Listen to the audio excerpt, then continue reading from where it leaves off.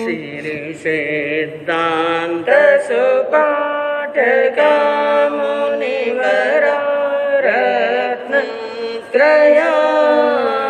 राधिका पंचैते परमेष्ठिनं प्रतिदिनं कुर्वन्तु नो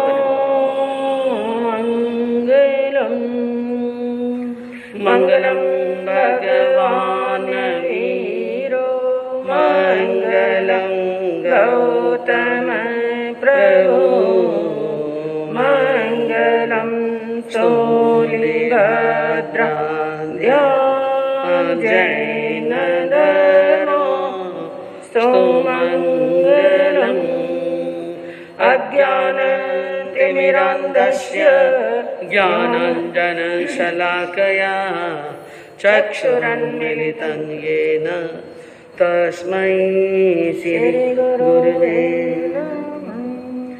सत्त्वेषु मैत्री गुणेषु प्रमोदं क्लिष्टेषु जीवेषु कृपापरत्वं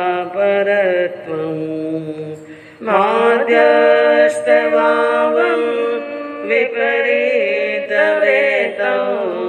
सदा ममात्मा विदधातु देव सदा ममात्मा विदधातु देव।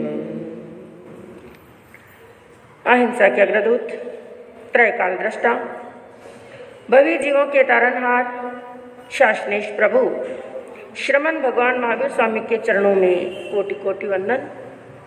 दीन दुखियों के मसीहा, करुणा के सागर, परम पूज्य गुरुदेव श्रमण सूर्य मर्दर केसरी श्री मिश्री मलजी महाराज साहब के चरणों में कोटि कोटि वंदन। पाठ पर विराजमान परम श्रद्धेय, परम विदुषी, मधुर व्याख्यानी, सरल मना पूज्य गुरुनी जी महाराज साहब के चरणों में कोटि कोटि। धर्म प्रेमी बंधुओं, शीलवती माताएं बहनों, आपके सामने वर्णन चल रहा है 3 योगों के बारे में।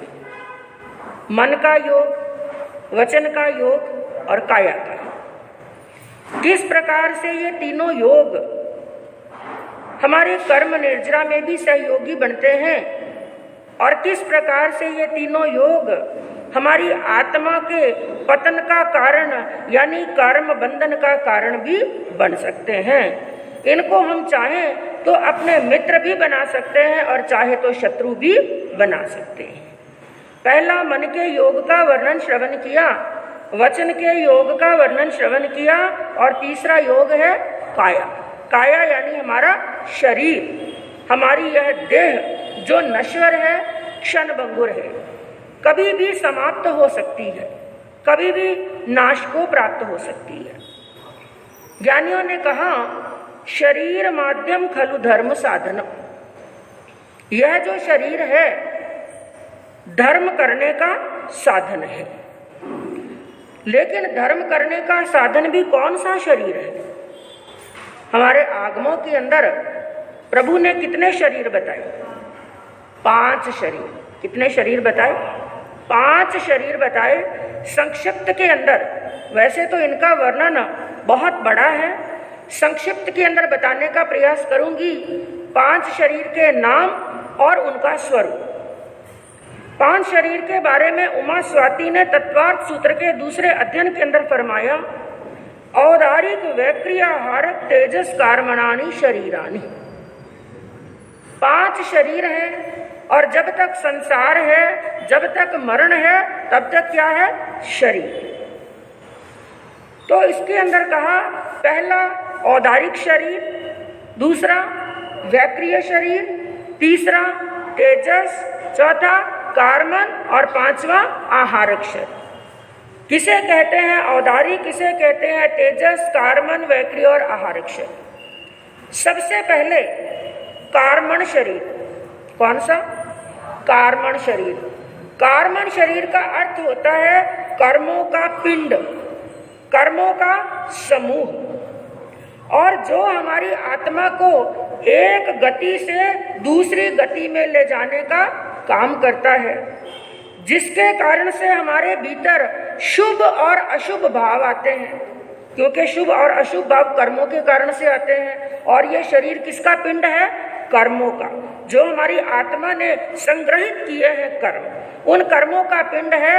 एक स्थान से एक गति से दूसरी गति में ले जाने का काम करता है, जिसके कारण से हमारे भीतर में शुभ अशुभ भाव पैदा होते हैं, जिसके कारण से हमारी आत्मा सुखी होती है या दुखी होती है। क्योंकि हमें सुखी दुखी करने वाला कोई और नहीं, कौन है? हमारे कर्म। और कर्म कार्मन शरीर, और दूसरा बताया गया है तेजस शरीर। इसके बारे में भी थोड़ा ध्यान से समझिए, किसे कहते हैं तेजस शरीर। सबसे पहली बात, हमारे शरीर के अंदर जो तेज है, हमारे शरीर के अंदर जो गर्मी है, ये तेजस शरीर के कारण से है। जो हमारे भीतर में जठराग्नि है, कौन सी अग्नि? अग्नियां कई प्रकार की होती हैं। जैसे एक दावानल होता है, दावानल जो जंगल में लगता है। हमारे पेट में जो अग्नि है, जो भोजन को पचाने का काम करती है, वो कौन सी अग्नि है? जठराग्नि। तो जो ये जठराग्नि है, शरीर के अंदर तापमान है, शरीर गर्म है, ये कौन से शरीर के कारण से? तेजस। कौन से शरीर के कारण से? तेजस। और जब ये शरीर निकल जाता है, यानी मृत्यु हो जाती है, चलती हुई सांस रुक जाती है, तेजस शरीर निकल जाता है, तो मनुष्य का शरीर क्या पड़ जाता है? ठंडा पड़ जाता है ना। आज हमारा शरीर गर्म है इस तेजस शरीर के कारण से। और एक बात मैं और बताऊं, तेजस शरीर, आपने कई बार शब्द सुना होगा, शीतलेशिया तेजोलेशिया, सुना ना? हाँ, गौशालक ने भगवान महावीर स्वामी के ऊपर कौन सी लेशिया फेंकी थी? तेजोलेशिया। इसका भी संक्षिप्त में समझने का प्रयास कीजिए। ये तेजस शरीर का ही अंग है, क्योंकि तेजस शरीर भी दो प्रकार का होता है, निशरणात्मक और अनिशरणात्मक। निशरणात्मक किसे कहते हैं? जो शरीर से बाहर निकलता है, और अनिशरणात्मक जो शरीर से बाहर नहीं निकलता है। और ये निशरणात्मक भी दो प्रकार का होता है। जो मुनिराज दयालु हैं, कृपा के सागर हैं, जिनके भीतर में दया है, जिनके भीतर में करुणा है, वो अपनी करुणा को लेकर के और दया के कारण से अपनी राइट साइड से, जीमने कंधे से इस शरीर को बाहर निकालते हैं, जिसे शीतलेशिया बोलते हैं। और ये इतनी दूर तक जाता है, इतनी दूर तक जाता है, 12 योजन तक। कितनी दूर तक? 12 योजन, यानी आज के किलोमीटर कितने हुए? एक योजन के अंदर लगभग, एक योजन में कोस कितने हैं? 4। और एक कोस के अंदर लगभग किलोमीटर कितने? 3। तो एक योजन के अंदर किलोमीटर कितने हो गए? 12। और 12 योजन के अंदर कितने हो गए? 144। लगभग 144 किलोमीटर दूर यह शरीर, जब मुनि दया और करुणा के कारण से अपने जीमने कंधे से इस शरीर को शीतलेशिया के रूप में निकालते हैं, तो 12 योजन के अंदर शांति करके, आनंद करके, प्रेम करके और जीवों की रक्षा करके वापिस वो शरीर उनके कंधे में प्रवेश कर लेता है। और जब किसी बड़े लब्धिधारी या पहुंचे हुए संत, कोई मुनिराज इस शरीर को बाएं कंधे से बाहर निकालते हैं, आप सामने देखेंगे तो ये बात समझ में आएगी, नहीं तो इधर से सुनेंगे इधर से निकल जाएगी। जीमने कंधे से निकालते हैं तो वो शरीर शीतलेशिया रूप होता है, शांति करके, आनंद करके वापिस आ जाता है। लेकिन यदि किसी मुनि को क्रोध आया हुआ है, क्रोध के अंदर अपने बाएं कंधे से उस शरीर को बाहर निकालते हैं, जिस शरीर का रूप बड़ा भयंकर होता है और जिसका रंग बताया गया है सिंदूर की तरह लाल, यानी अग्नि स्वरूप होता है। वो अग्नि तेजोलेशिया के रूप में बाहर निकलती है, 12 योजन तक रहे हुए अपने शत्रु को, अपने दुश्मन को समाप्त करके, भस्म करके वापिस आ जाती है। लेकिन यदि वो शरीर थोड़ा ज्यादा समय तक बाहर रह जाए तो उस लेशिया को, उस शरीर को निकालने वाले को क्या कर देता है? भस्म। गौशाला का वर्णन यही आया उसने भगवान महावीर को भस्म करने के लिए उनके ऊपर तेजोलेशिया फेंकी, लेकिन वो तो तीर्थंकर है। ठीक है, कर्मों का कुछ उदय बाकी रहा था, भगवान के शरीर को कुछ क्षण के लिए उसने प्रभावित किया, लेकिन वो लेशिया वापस किस पर आ गई? गौशालक पर आक्रमण कर दिया था। तो ये शीत लेशिया जो होती है, तेजो लेशिया होती है, ये तेज शरीर का स्वरूप है। और मरने के बाद में भी जीव एक गति से निकल दूसरी गति में जाता है तो उसके साथ में 2 शरीर रहते हैं। कितने शरीर रहते हैं? याद रखना, कौन कौन से? तेजस और कार्म। ये तो तभी छूटते हैं जब हमारी आत्मा संपूर्ण कर्मों की निर्जरा करके सिद्ध बुद्ध और मुक्त होने वाली है, मुक्ति में जाने वाली है। उसी समय ये 2 शरीर साथ छोड़ते हैं, बाकी तेजस और कार्मन शरीर छूटने वाले। और उसके बाद में तीसरा शरीर बताया गया, आहारक शरीर। आहारक शरीर किसे कहते हैं? जब इसके लिए भी कुछ कंडीशन बताई। आहारक शरीर किसको होता है? पहली बात तो संयमी को होता है, यानी 5 महाव्रतधारी को होता है। लेकिन 5 महाव्रतधारी के अंदर भी केवल मुनि को होता है, साध्वी को नहीं होता, स्त्री को नहीं होता, केवल पुरुष को यानी मुनि को होता है। तीसरी कंडीशन भवी आत्मा को होता है, अभवी को नहीं होता। चौथी कंडीशन 14 पूर्वधारी को होता है, बाकी इससे कम ज्ञान वाले को नहीं होता। लेकिन सभी 14 पूर्वधारियों को होता है, ये भी जरूरी नहीं है। तो इस शरीर का स्वरूप क्या है? जब किसी 14 पूर्वधारी मुनिराज को अपने ज्ञान का रिवीजन करते करते, स्वाध्याय करते करते किसी बात की कोई शंका आ जाती है, यानी समाधान नहीं मिलता, या सामने कोई जिज्ञासा पूछने वाला आया, उसका उत्तर उनको नहीं मिलता है, तो आंख बंद करके अपने शरीर में से एक पुतला निकालते हैं और तीर्थंकर भगवान महाविद्या क्षेत्र में विराजमान तीर्थंकर भगवान के पास में पुतला भेजते हैं। वो पुतला भगवान से समाधान लेकर के वापिस उस शरीर में प्रवेश कर जाता है। और इतनी क्रिया हुई जिसमें समय कितने लगा? एक पलक झपकी। कितना? सामने वाले को पता ही नहीं चलता क्या हुआ।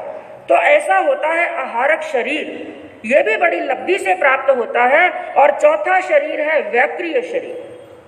व्याक्रिय शरीर किसे कहते हैं? जिस शरीर को छोटा बनाया जा सके, खूब बड़ा बनाया जा सके, सुरूप बनाया जा सके, कुरूप बनाया जा सके, एक के अनेक शरीर बनाए जा सके, वो होता है व्याक्रिय शरीर, जो नारकी और देवताओं को तो जन्म से प्राप्त होता है, लेकिन मनुष्य और त्रियंच को किसी साधना से, तपस्या के बल से प्राप्त होता है। बाकी सभी मनुष्य और त्रियंच को व्याक्रिय शरीर होने वाला नहीं है। और 5वां शरीर बताया गया औदारिक शरीर।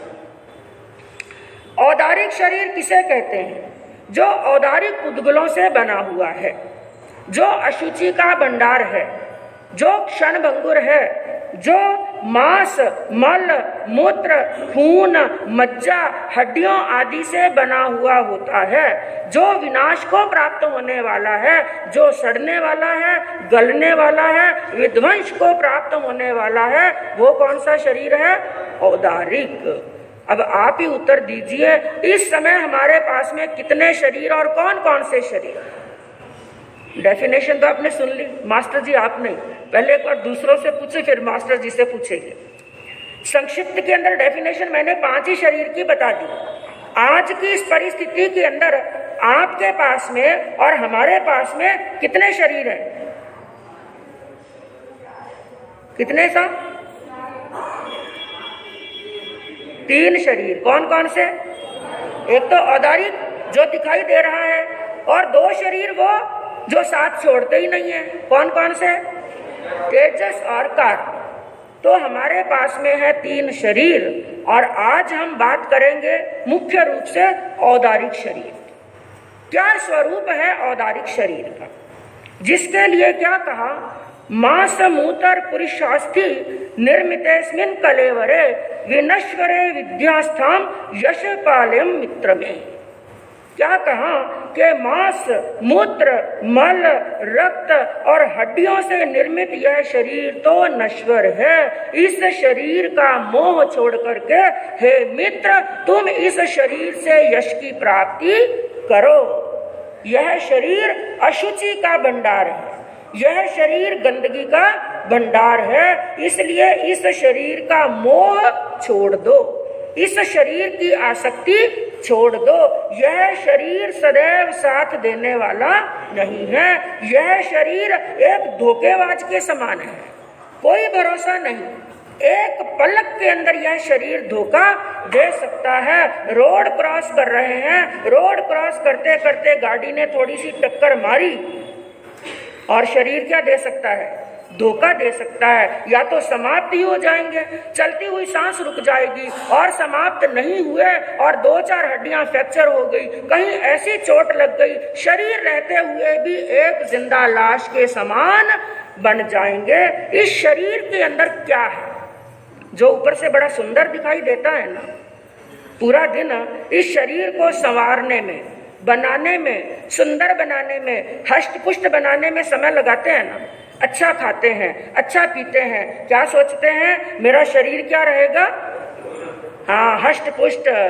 लेकिन इस शरीर की स्थिति यह है, 6 महीने डट करके खाया और सर्दी आई उस समय गोंदगिरी के लड्डू खाए और मेथी के क्या बनाते हैं? लड्डू। हाँ, सर्दी आती है तो मेथी के लड्डू बनाते हैं, तरह तरह के मेवा मिष्ठान डाल करके। क्या सोचते हैं शरीर में ताकत रहेगी, लेकिन शरीर की ताकत कितनी? 6 महीने डट करके खाया और एक दिन बुखार आ गया।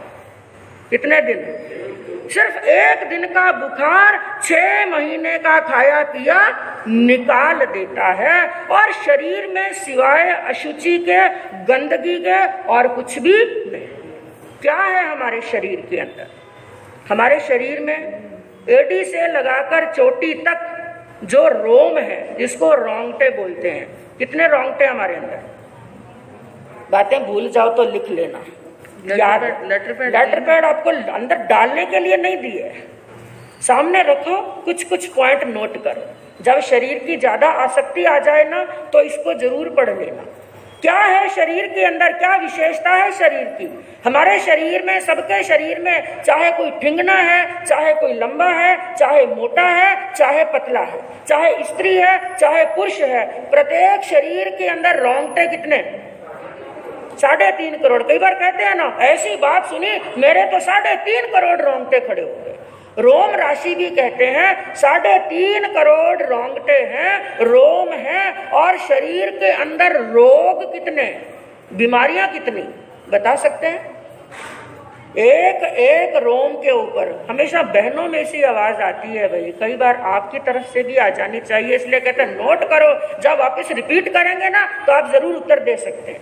एक एक नोट कीजिए आप, एक एक रोंगटे के ऊपर, एक एक रोम के ऊपर भगवान महावीर ने फरमाया कम से कम 1.5 रोग और ज्यादा से ज्यादा 2.25 रोग हैं।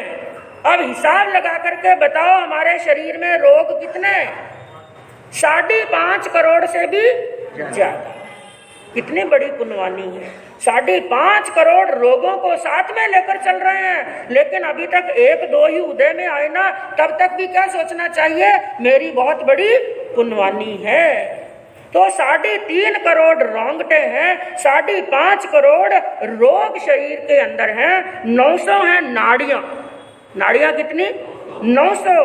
500 हैं पेशियां, 72 हैं कोठे, 77 मर्म स्थान है, 360 अस्थि की हड्डियों की सांधे यानी जोड़, 360 अस्थि की सांधे, 10 सेर रक्त, 10 सेर मल, 5 सेर मल, 5 सेर मूत्र, 48 टोंक कान का मैल, 48 टांक आंख का मैल, 48 टांक नाक का मैल और 48 टांक जीभ का बलगम। इससे कम हो जाए तो भी रोग, इससे ज्यादा हो जाए तो भी रोग। अब मुझे ये बताओ, इनमें से अच्छी चीज कौन सी? कौन सा पदार्थ शुद्ध है, कौन सा पदार्थ पवित्र है? आगमों के अंदर बताया हमारे शरीर के 9 द्वार हैं, कहीं पर 10 द्वारों का वर्णन चलता है। चाहे 9 द्वार हैं, चाहे 10 द्वार हैं, हमने कितना भी अच्छा खाया, मेवा खाया, 56 पकवान खाए और 60 रस का भोजन किया, कितना भी अच्छा से अच्छा, महंगा से महंगा, बढ़िया से बढ़िया हमने भोजन किया, लेकिन इन 10 द्वारों में से कोई भी एक ऐसा द्वार बताओ कि उसमें से अच्छा पदार्थ निकलता। सब में से हमेशा क्या निकलती रहती है? गंदगी। अपने शरीर में अच्छे अच्छे पदार्थ खाए। मैं कहूं इंसान से तो जानवर अच्छा है, इंसान से कई बातों में जानवर अच्छा है। वो क्या खाता है? खाने के लिए घास और पीने के लिए पानी, केवल घास और पानी। और इंसान के खाने के लिए कितने पदार्थ हैं? हाँ, तो भी कम पड़ते हैं। इंसान के लिए इतने पदार्थ हैं और हमारी बहनें नित नई आइटम, इसमें ये मिक्स करो, इसमें ये मिक्स करो, इसमें ये मिक्स करो, और मुखवास की ही गिनती लेकर के बैठ जाए ना तो कितनी गिनती हो सकती है बहनें? बहुत सारे। हाँ, और बैठे बैठे यूट्यूब पर देख करके नए नए आइटम बनाती। आजकल सासू जी से सीखने में तो शर्म आती है, इसलिए किससे सीखते हैं? सासू जी ने ठाई क्यों नहीं?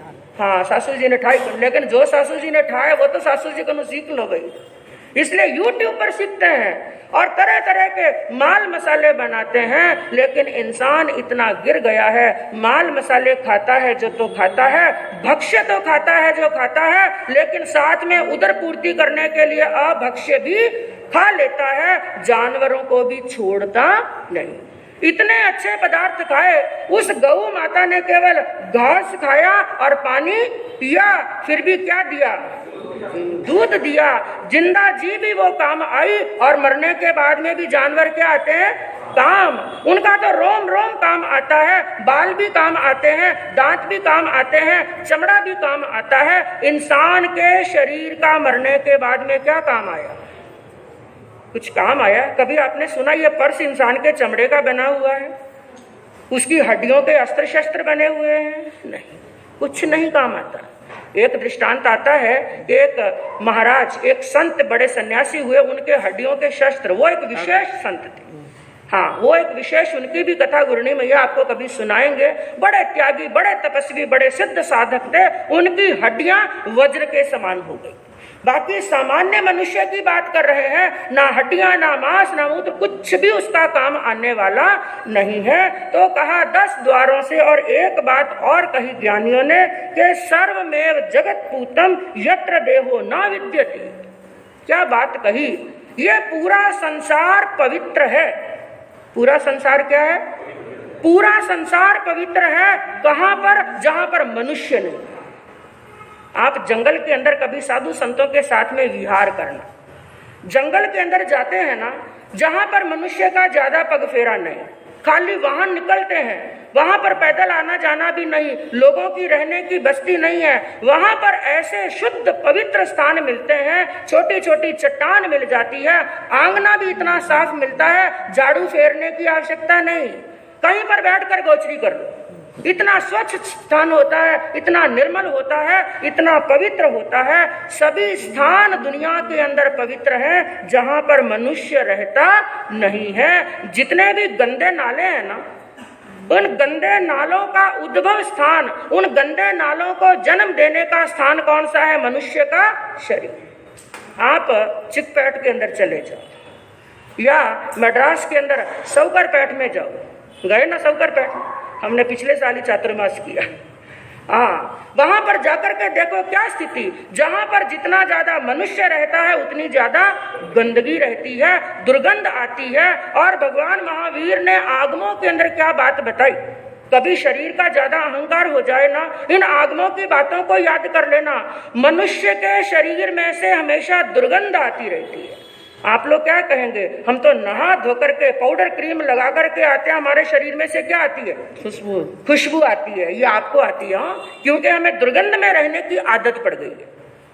मनुष्य के शरीर में से इतनी दुर्गंध आती है, आगमों के अंदर प्रभु ने फरमाया इस धरती से लगा करके 900 योजन तक मनुष्य के शरीर की दुर्गंध जाती है।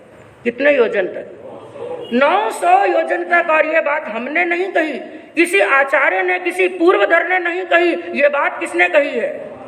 प्रभु महावीर ने, जो केवल ज्ञानी केवल दर्शी थे, मनुष्य के शरीर की, मनुष्य लोक की इतनी दुर्गंध जो ठेठ ऊंचाई के ऊपर 900 योजन तक जाती है, इसलिए वैमानिक देवलोक के देवता धरती पर जल्दी जल्दी नहीं आ सकते हैं, वो इस दुर्गंध में नहीं रह सकते। आप लोग कहेंगे कहाँ आती है दुर्गंध और कैसे आती है दुर्गंध, हम तो आराम से रहते हैं, हमें तो नहीं आती।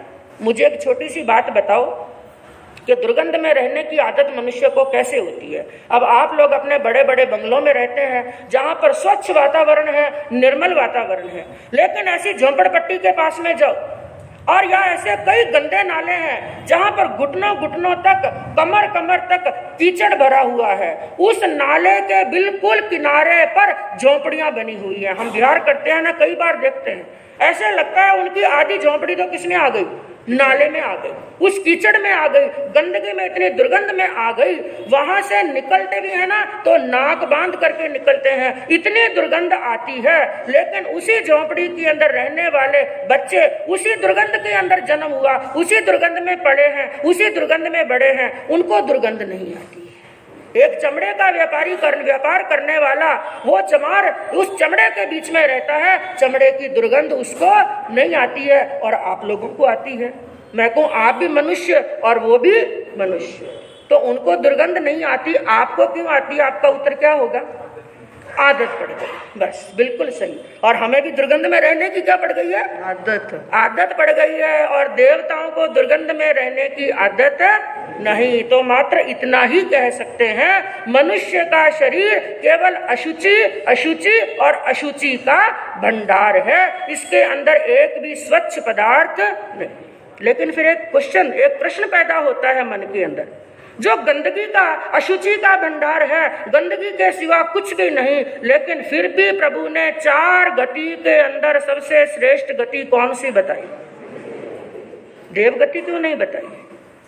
वहां पर स्वच्छ वातावरण है, लंबा आयुष्य है, सुखी है देवता, फिर भी मनुष्य के शरीर को श्रेष्ठ क्यों बताया? क्योंकि मनुष्य का शरीर प्राप्त किए बिना, ये गंदगी का पिटारा शरीर प्राप्त किए बिना मोक्ष मिलने वाला नहीं। तो शरीर प्राप्त किया और धर्म साधना नहीं की, कर्म निर्जना नहीं की, तो बंधुओं याद रखना, मनुष्य होकर के हम जानवर से भी गए बीते। एक बार जंगल के अंदर एक श्रृंगाल, एक सियाल कहीं जा रहा था, उसके सामने एक मनुष्य की लाश पड़ी थी। अचानक दृष्टि पड़ी, मनुष्य की लाश पड़ी और श्रृंगाल को जोरदार भूख लगी थी। वो उस लाश को खाने के लिए उद्यत हुआ, तैयार हुआ, उस पर झपटने लगा, लेकिन सामने खड़े थे एक संत। उन संत ने कहा, हे श्रृंगाल, हे जम्बुक, तू इस मनुष्य की लाश को मत खा, ये लाश बड़ी अपवित्र है। उसने पूछ लिया महात्मा से, महात्मा तो बड़े ज्ञानी है, किसी कारण से कहा होगा, आपने किस कारण से कहा कि ये लाश, ये मनुष्य का शरीर बड़ा अपवित्र है? इस गंदगी के कारण से नहीं कहा। उन्होंने उत्तर देते हुए क्या कहा उस श्रृंगाल को के हस्तौ दान विवर्जितौ श्रुति पुटौ शाश्वत द्रोहिणौ नेत्रे साधु विलोकने न रहिते पादौ न तीर्थ गतौ अन्यार्जित वित्त पूर्ण मुद्रम गर्वेन तुंग शिर रे रे जम्बुक मुंच मुंच सहसा नीचम सुनिध्यम बपू। उन्होंने कहा, हे जम्बुक, यानी हे सियाल, हे श्रृंगाल, हस्तौ दान विवर्जितौ, इसके हाथ इसलिए अपवित्र हैं, अशुद्ध हैं, क्योंकि इसने हाथ को प्राप्त करके हाथों से दान नहीं दिया। श्रुति पटौ शाश्वत द्रोहिणौ, इसके कान इसलिए अपवित्र हैं, इसने इन कानों से कभी भागवत कथा नहीं सुनी, कभी जिनवानी का पान नहीं किया।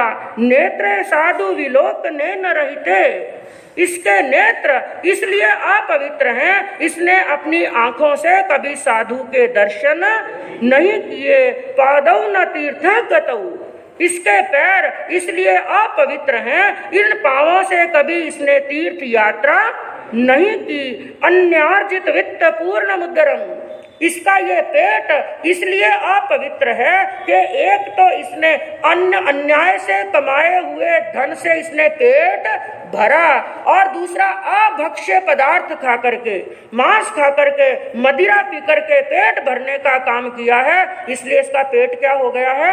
अपवित्र हो गया है। गर्वेन तुंग शिर, इसका ये मस्तक इसलिए अपवित्र है कि ये हमेशा अकड़ करके रहा, तन करके रहा। इसने अपने सिर को कभी गुरुओं के सामने, माता पिता के सामने, बड़ों के सामने झुकाया नहीं। इसलिए रे रे जम्बुक मुंच मुंच सहसा नीचम सुनित्यम बपू, इसलिए है जम्बुक ये शरीर तुम्हारे खाने योग्य नहीं।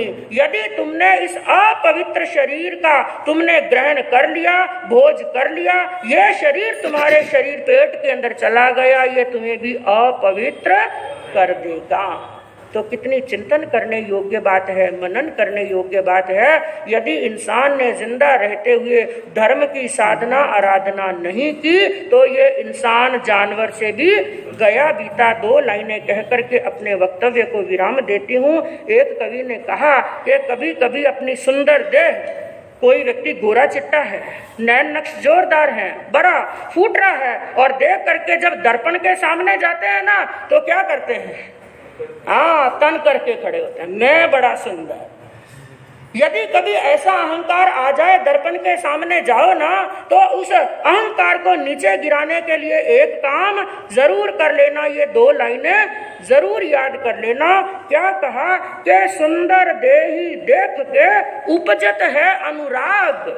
सुंदर शरीर को देख करके बड़ा अनुराग आता है, बड़ी आसक्ति, बड़ा अहम आता है कि सुंदर देही देख कर उपजत है अनुराग, और मंडा न होती चामकी तो जीवित खाते काग। क्या बात कही? ऊपर कौन सी मंडा है? कौन सा कवर चढ़ा हुआ है? हमारे शरीर पर कवर चढ़ा हुआ है। कौन सा कवर? चमड़ी का। कौन सा कवर है? मंडा न होती चाम की। ऊपर यदि ये चमड़ी नहीं होती ना तो जिंदा जी कौए नोचने के लिए आ जाते। एक बार उसको जाकर के उस शरीर, खुले हुए शरीर को जब डॉक्टर लोग ऑपरेशन करते हैं ना, उस समय उस खुले हुए शरीर को देख लो, तब पता चलेगा हमारे भीतर ऐसा कुछ भी नहीं, सब गंदगी का पिटारा है। बस इसको पाने की सार्थकता इसी में है। हाथों से दान दे, जीवा से भगवान का नाम ले, कानों से जिनवानी श्रवण करे, हाथों से दान दे और बड़ों की सेवा करे, पांव से धर्म स्थान पर जाएं, तभी शरीर पाने की सार्थकता है। अन्यथा पाया हुआ भी सब गुड़ गोबर एक। तो हमें समय रहते हम धर्म की आराधना साधना इस काया के द्वारा करेंगे बंधुओं, तो इस ब्रह्म में पर ब्रह्म में कल्याण होगा। इसी भावना